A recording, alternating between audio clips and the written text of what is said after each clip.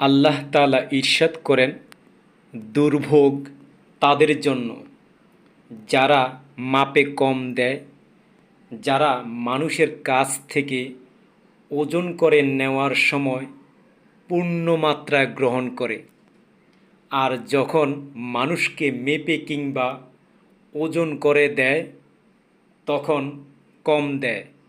সূরা মুতাফফিফিন আয়াত 1 থেকে 3।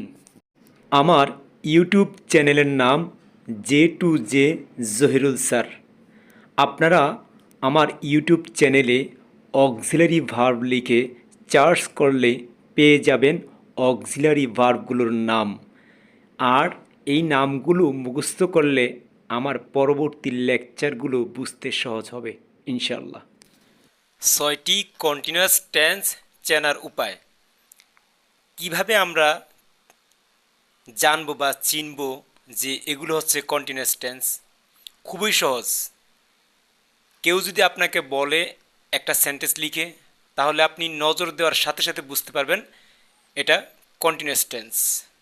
লক্ষ্য করুন, এই সূত্রটি আপনারা মুখস্থ করবেন ভালোভাবে। অক্সিলারি ভার্ব এর পরে বি ওয়ান এর সাথে আইএনজি যেখানে, কন্টিনিউয়াস টেন্স সেখানে। বি ওয়ান মানে ভার্ব ওয়ান।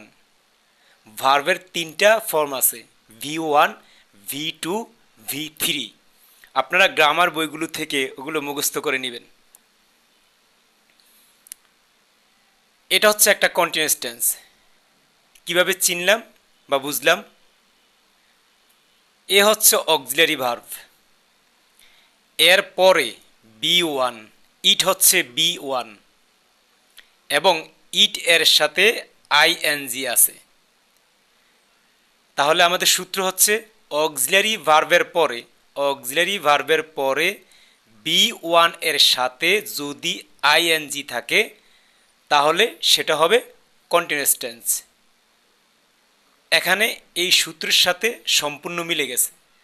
এটা হচ্ছে অক্সিলারি ভার্ব, তারপরে আছে V1 মানে ভার্ব 1, তারপরে এটার সাথে আছে আইএনজি।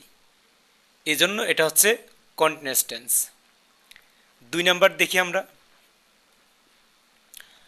2 নাম্বারও আমরা দেখতেছি ওয়াজ হচ্ছে অক্সিলারি ভার্ব এবং ওয়াজ এর পরে গো হচ্ছে ভার্ব 1 মানে V1, এর সাথে আইএনজি আছে, তার মানে এটাও কন্টিনিউয়াস টেন্স। তারপরে আসি আমরা 3 নাম্বারে।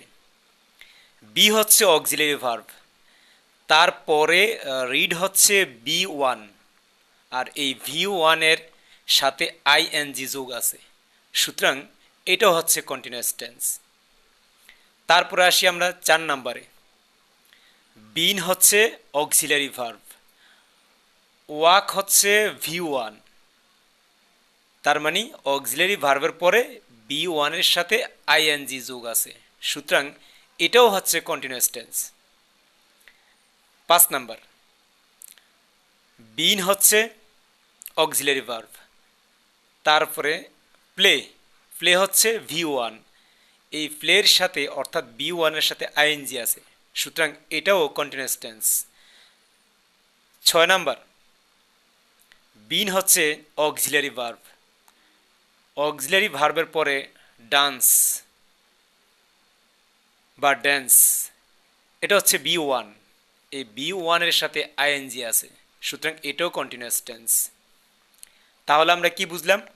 অক্সিলারি ভার্বের পরে V1 অথবা ভার্ব 1 এর সাথে যদি আইএনজি থাকে তাহলে ওগুলো হচ্ছে কন্টিনিউয়াস টেন্স।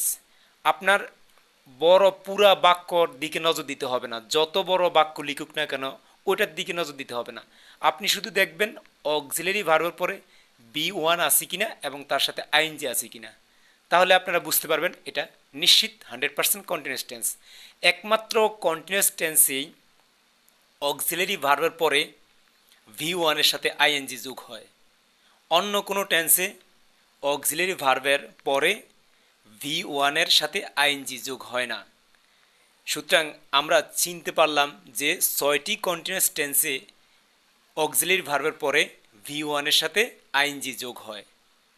এখন থেকে আপনারা যত বড় বড় বাক্য দেখেন সমস্যা নাই, শুধুমাত্র নজর দিবেন ওই বাক্যটাতে অক্সিলারি ভার্ব আছে কিনা, তারপরে ভি ওয়ান আছে কিনা এবং ভি ওয়ানের সাথে আইএনজি আছে কিনা, তাহলে আপনারা বুঝতে পারবেন যে এগুলো হচ্ছে কন্টিনিউয়াস টেন্স।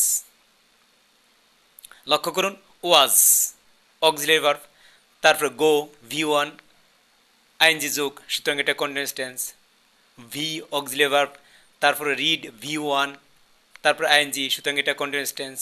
সেম সবগুলা একই রকম, অর্থাৎ অক্সিলারি ভার্বের পরে যদি ভি ওয়ান দেখেন এবং তার সাথে আইএনজি দেখেন, তাহলে নিশ্চিত বলে ফেলবেন এটা 100% শিওর কন্টিনিউয়াস টেন্স, কারণ এই ধরনের স্ট্রাকচার অন্য কোনো টেন্সে থাকে না।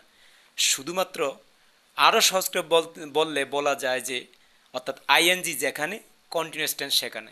লক্ষ্য করুন আইএনজি, সুতরাং এটা continuous tense. ING ING ING ING ING, অর্থাৎ প্রত্যেকটা কন্টিনিউয়াস টেন্সে কি আছে, আইএনজি আছে। সুতরাং আমরা বলতে পারি আইএনজি যেখানে কন্টিনিউয়াস টেন্স সেখানে। আমার ইউটিউব চ্যানেলের নাম J2J Zahirul sir. Please subscribe and share.